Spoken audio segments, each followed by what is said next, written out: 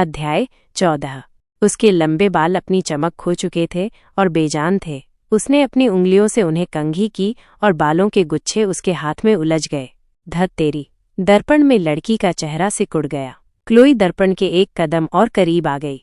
उसका प्रतिबिंब ऐसा लग रहा था जैसे वो अपने कपड़ों के लिए बहुत बड़ी हो गई हो, जिससे वो हास्यास्पद लग रही थी। उसकी मरी हुई सी आंखें और सूखा चमड़ा जैसा दुबला चेहरा खुद उसे भी भयानक लग रहा था। दूसरों की नज़रों में मैं और कितनी बुरी लगूंगी, बहुत बुरी। इससे पहले कि वह उसे रोक पाती, एक लड़की उसके मन में कौंध गई। वो लड़की जो अपनी चमकती हरी आंखों और कोमल चेहरे के साथ उसकी ओर चली आ रही थी। क्लोई ने अपना हाथ दर्पण पर रखा। उसका पतला हाथ का अपना बंद नहीं कर सका, यहाँ तक कि जब वो दर्पण को पकड़े हुए था तब भी। क्या वो अब भी? वो खुद से बुदबुदाई, फिर झटके से अपना मुंह बंद कर लिया। मैं क्या सोच रही हूँ? उसने खुद पर व्यंग्य किया, फिर दर्पण से दूर देखा और अपने बिस्तर पर लौट आई। उस छोटी घुटन भरी गुफा में रजाई के नीचे अंधेरा था। क्लोई को अपनी सांसें गर्म होती महसूस हुईं और उसने अपनी आंखें जोर से बंद कर लीं। जब उसने खुद ही औषधि बनाने का फैसला किया तो वह तर्कहीन हो रही थी। वह जानती थी कि उसके पास कोशिश करने के लिए आवश्यक सामग्री भी नहीं थी। इस जगह पर सब कुछ असंभव था, लेकिन जिस कारण से उसने बिना पीछे देखे औषधि फेंक दी वो ये था कि उसका कभी बेचैन रहने वाला मन शांत होने लगा। इससे पहले कि सब कुछ अंधेरा हो जाए, देर नहीं लगी। क्लोई अपने सपने में क्लोई नहीं थी। दर्पण में दिखने वाला युवा चेहरा पतला था, लेकिन वह क्लोई के चेहरे से अलग था। सिर्फ चेहरे को देखकर उसे एहसास हुआ कि ये तब की स्मृति थी जब वो बहुत छोटी थी, जब उसे क्लाउड कहा जाता था। जैसे ही उसने उसकी आंखों में देखा, उसे एहसास हुआ कि ये वही भयानक सपना फिर से था। जैसे ही उसे एहसास हुआ कि यह एक सपना था, उसे छोटी कोठरी के बाहर से किसी के कराहने की आवाज़ सुनाई दी। दर्पण में लड़के ने अब अपने कान नहीं ढके, उसने बस भावशून्य चेहरे के साथ नीचे देखा। ऊब गए। जैसे ही किसी और की आवाज़ सुनाई दी, उसका नज़ारा चौड़ा हो गया। अब क्लाउड खिड़की के बाहर देख सकता था। वो एक बर्फीला आकाश देख सकता था और नौसेना के रंग के बालों वाला एक लड़का खिड़की के बाहर से अजीब तरह से मुस्कुरा रहा था। डेएस एक वेश्यालय में पैदा हुआ, बिल्कुल क्लाउड की तरह। क्लाउड ने लड़के की ओर देखा और तीखे स्वर में कहा, चले जाओ। डेएस बस मुस्कुराया, फिर नीचे देखा। हवा में तैरते हुए लड़के ने इमारत के सामने आई गाड़ी और उसमें से निकले आदमी को पहचान लिया। दूसरा आदमी पहले से ही यहाँ है। क्लाउड ने डेएस को अनदेखा कर दिया। ये जगह क्लाउड के लिए एक छोटा सा महल था। इसके अंदर के लोग कभी नहीं जा सकते थे, लेकिन बाहर के लोग हमेशा आ सकते थे। मुझे लगता है कि वो तुम्हें ढूंढ रहा है, किसी औरत को नहीं, डेएस ने उदासीन स्वर में कहा। जब यह सपना नहीं बल्कि हकीकत थी तो उस बयान ने उसके दिल को उछाल दिया था। हालांकि वर्तमान क्लाउड समझ गया कि डेएस का क्या मतलब था। थोड़ी देर बाद वो आदमी क्लाउड के लिए आया। वह क्लाउड जैसा दिखता था, या अधिक सटीक रूप से कहें तो क्लाउड उसकी तरह दिखता था। जब क्लाउड ने उस आदमी को देखा तो उसे अब कोई चिंता नहीं हुई। उसने सपने में इस स्थिति को बार बार दोहराया था। माँ महिम, आपके विनम्र सेवक को आपकी व्यक्तिगत उपस्थिति से सम्मानित किया गया है। महल के प्रबंधक ने विनम्रतापूर्वक उनका अभिवादन किया। उसने क्लाउड और उसकी माँ को मौखिक रूप से गाली देने में कभी संकोच नहीं किया, लेकिन जब भी वह आता था तो वह इस आदमी की चापलूसी करने में व्यस्त रहता था। जब वो क्लाउड और उसकी माँ के साथ होता था तो उसका रवैया बिल्कुल अलग होता था। जैसे ही क्लाउड की आंखों में ठंडक भर गई, ड्यूक बिसेस्टर ने कहा, नाम? क्लाउड ने पहाड़ जैसे विशालकाय आदमी की ओर देखा। क्लाउड, मुझे लगता है कि हमें फिर एक नया नाम सोचने की जरूरत नहीं है। जब ड्यूक ने कहा कि वो क्लाउड को ले जाएगा तो प्रबंधक उत्साह से चमक उठा। तो हमें भुगतान पर कैसे चर्चा करनी चाहिए? हाँ, एक जोर की हंसी फूटी। क्लाउड ड्यूक को अपनी ओर घूरते हुए महसूस कर सकता था, लेकिन उसने केवल प्रबंधक को घूर कर देखा। मुझे नहीं लगता कि ये कहने का आपका अधिकार है। माफ कीजिए। ड्यूक ने हक्के बक्के प्रबंधक को अनदेखा कर दिया और क्लाउड का हाथ पकड़ लिया। उसने कमरे के बाहर एक दूसरे से उलझे हुए पुरुषों और महिला को घूरने की जहमत नहीं उठाई। फिर बस यूं ही वे महल से चले गए। अगर तुम एक इंसान की तरह जीना चाहते हो तो इसे पहनो। ड्यूक बिसेस्टर ने जिस चीज पर नजर डाली वो एक फीकी सी दिखने वाली पोशाक थी।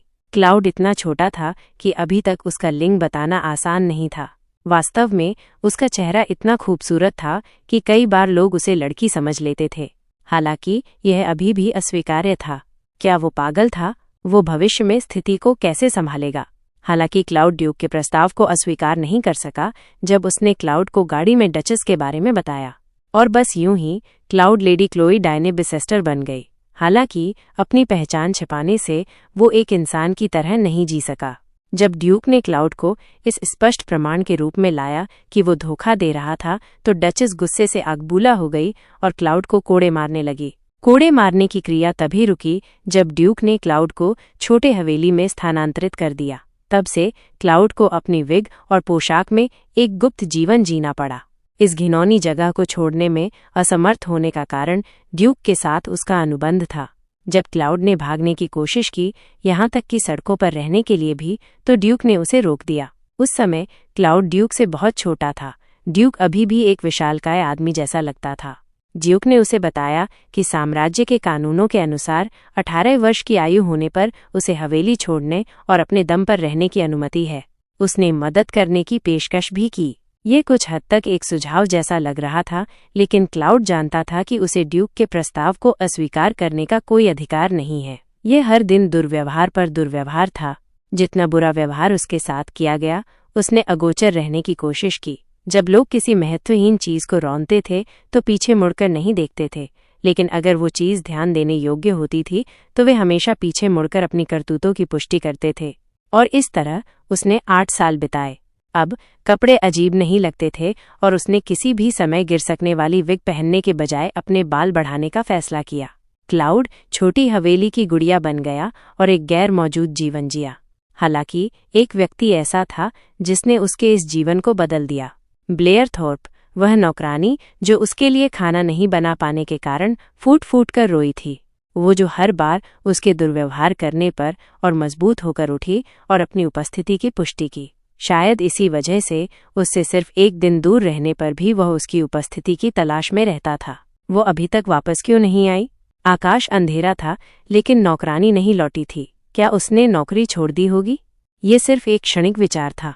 हालांकि जैसे ही वो विचार उसके मन में आया, उसका दिल जलने लगा। क्लाउड इस भावना से अवगत था, प्रत्याशा के बाद निराशा की भावना। क्लाउड को एहसास हुआ कि इस नौकरानी के उसके जीवन में आने के बाद से ही उसकी दमित कई भावनाएं वापस आ रही थीं। उसे जल्द ही एहसास हुआ कि वो छोटी हवेली में उसे ढूंढ रहा था, लेकिन वो कहीं नहीं दिख रही थी। वह अचानक रुक गया और खुद पर व्यंग्य किया, तुम अभी क्या कर रहे हो? यह उसके जैसा नहीं था और इस तरह व्यवहार करने का कोई कारण भी नहीं था। क्यों? वो नौकरानी मेरे लिए है ही क्या? एक गलत कदम और मेरे लिए चीजें और भी खराब हो जाती हैं। मुझे वापस जाना चाहिए। वो मुड़ने ही वाला था, लेकिन जैसे ही उसने अपनी नौकरानी को गलियारे से गुजरते हुए देखा, उसके पैर अपने आप चलने लगे। वह मूर्ख! क्लोई ठीक उसी समय अपनी नौकरानी के सामने खड़ी हो गई जब 2 नौकरानियों ने उसकी ओर पानी की बाल्टी फेंकी। उसे वास्तव में होश तभी आया जब पानी उसके सिर पर गिरा। मैंने क्या किया? लेकिन जब उसने पीछे मुड़कर अपनी नौकरानी को जमीन पर देखा तो ऐसे विचार अब प्रासंगिक नहीं रहे। एक दिन भी उसे न देखने के बाद वह उसके लिए चिंतित था। जब उसने उसकी ओर देखा तो उसकी आंखें कांप रही थीं और उस हरकत में इतनी सारी भावनाएं पिघल गईं। वे भावनाएं उसके पैरों पर आकर टिक गईं। उस क्षण क्लोई को ऐसा लगा जैसे उसके सिर पर और भी ठंडा पानी का छींटा पड़ गया हो। तुम ऐसा चेहरा क्यों बना रही हो? उसके दिल में क्रोध के करीब एक भावना जल उठी। यह भावना किसी और के लिए नहीं, बल्कि स्वयं क्लोई के लिए निर्देशित थी। उसने अपने गले में भरी हुई गालियों को निगलने के लिए खुद को मजबूर किया, क्योंकि उसके पास केवल उन्हें दूर करने के लिए कहने का अधिकार था। जिस दिन उसकी नौकरानी ने हमेशा कहा, क्लोई अपनी आंखें मुख्य हवेली की दिशा में टिकाए सोई। क्लोई दर्द से जाग गई, जो उस पर हावी हो गया था। ये सपना पहले से लंबा था। वो आमतौर पर इसे एक बुरा सपना मानता था, लेकिन आज थोड़ा अलग था। शायद उस नौकरानी ब्लेयर की वजह से। क्यों? क्लोई ने अपना धड़कता हुआ सिर पकड़ा। उसके सिर में किसी और की आवाज गूंज रही थी। पिछली बार वाली औषधि कृपया। एक आवाज, जंगल जितनी स्पष्ट और ताज़ा। ये ब्लेयर थी। वो आ गई होगी। क्यों? क्या तुम्हारे मालिक ने इसे नहीं लिया? उसकी ओर से आने वाली आवाज डेयस की थी। क्लोई को ऐसा लगा जैसे उसका सिर फटने वाला हो, लेकिन उसने अपनी आंखें बंद कर लीं और ध्यान केंद्रित करने की कोशिश की। जैसे ही उसने ऐसा किया, वो तीसरा घर और डेयस के पैर जैसे दिखने वाली चीज देख सका। लेकिन वो गुड़िया क्या है? हाँ, ओ ये! उसका नज़ारा हिल गया, जैसे गुड़िया छीन ली गई हो। उसे तुरंत उल्टी करने जैसा महसूस हुआ। क्लोई अपनी असहजता को छिपा नहीं सका और बोला, छोड़ दो। फिर उसने कपास की मुट्ठियों के बारे में कुछ सुना और गुड़िया से मुक्का खाने के बाद किसी के हंसने की आवाज़ सुनी। अप्रसन्न, क्लोई ने अपनी जीभ चटकाई। धत, हमें असली हाथों और पैरों वाली एक असली गुड़िया की जरूरत थी। मिस, क्या आप ठीक हैं? ब्लेयर की आवाज़ हमेशा से ज्यादा उत्साहित लग रही थी। क्लोई ने आह भरी और कहा, उसे अनदेखा करो और वापस आ जाओ। माफ कीजिए, उसे हमेशा मुझे 2 बार जवाब क्यों देना पड़ता था? क्लोई ने अपना होंठ चबाया, जब तक कि खून का स्वाद आने पर उसने भौहें नहीं चढ़ा लीं। मुझे दर्द हो रहा है। डेयस के वहां होने पर मैं क्या कह रहा हूं? लेकिन उसके होंठ से खून बहता रहा। मैंने कहा, मुझे दर्द हो रहा है। ओह, ठीक है, ठीक है। उसे अब तक समझ जाना चाहिए। लेकिन वास्तव में क्लोई को ये भी नहीं पता था कि ब्लेयर को क्या समझना चाहिए था। वो सिर्फ ये चाहता था कि जब वो उसे बोलते हुए सुने तो उसे कुछ महसूस हो। कैसी मूर्खतापूर्ण इच्छा है। मैं यहाँ एक तरह से मर रहा हूँ, इसलिए जल्द ही वापस आ जाओ। उसके मुंह से शब्द निकल गए इससे पहले कि वो उनका मतलब समझ पाता। ईक! हालांकि उसकी माना अचानक विपरीत दिशा में बहने लगी। उसे खांसी आई तो उसके मुंह से काला खून निकलता दिखा। वो कमीना! ये निश्चित रूप से डेयस ने किया था। क्लोई मुश्किल से अपने क्षणभंगुर मन को पकड़े हुए था। जैसे ही उसकी नाक से खून टपक रहा था, उसने उसे पोंछा और अपने दांत भींच लिए। वह एक ही समय में अपनी जुड़ी हुई स्थिति को बनाए रखने, हिलने और बोलने के लिए सही शारीरिक स्थिति में नहीं था। एक चीथड़े से भी बदतर महसूस करते हुए क्लोई अपने बिस्तर पर गिर पड़ा। उसने कनेक्शन का एक हिस्सा काट दिया और भारी सांसों के साथ अपने बिस्तर पर सीधा लेट गया। डेयस की आवाज़ उसके सिर में दूर की किसी जगह से आने जैसी गूंज रही थी। क्या तुम अभी भी उत्सुक नहीं हो कि ये क्या है? यह एक भ्रामक प्रश्न था।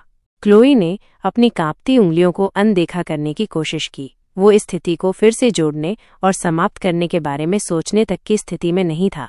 इसलिए इसके बजाय उसने अपने चेहरे पर हाथ रखा, अपनी आंखें बंद कर लीं और उनकी बातचीत पर ध्यान केंद्रित किया। मेरे पास तुमसे पता लगाने का कोई कारण नहीं है। यह औषधि किसी की वृद्धि को रोक देती है। क्लोई सूखे होंठों से हंसी। एक औषधि जो विकास को रोक देती है? डेयस ने एक अभिशाप को कितनी दयालुता से प्रस्तुत किया था। हालांकि ऐसा इसलिए नहीं था कि ब्लेयर के सामने चीजें बेहतर दिखें। वह सिर्फ स्थिति का जायजा लेने की कोशिश कर रहा था। कि क्या तुम? ब्लेयर डेयस के इरादे के अनुसार उस पर विश्वास करती हुई लग रही थी। उसकी चमकीली आवाज में एक झटका लगा। कहानी जारी रहेगी।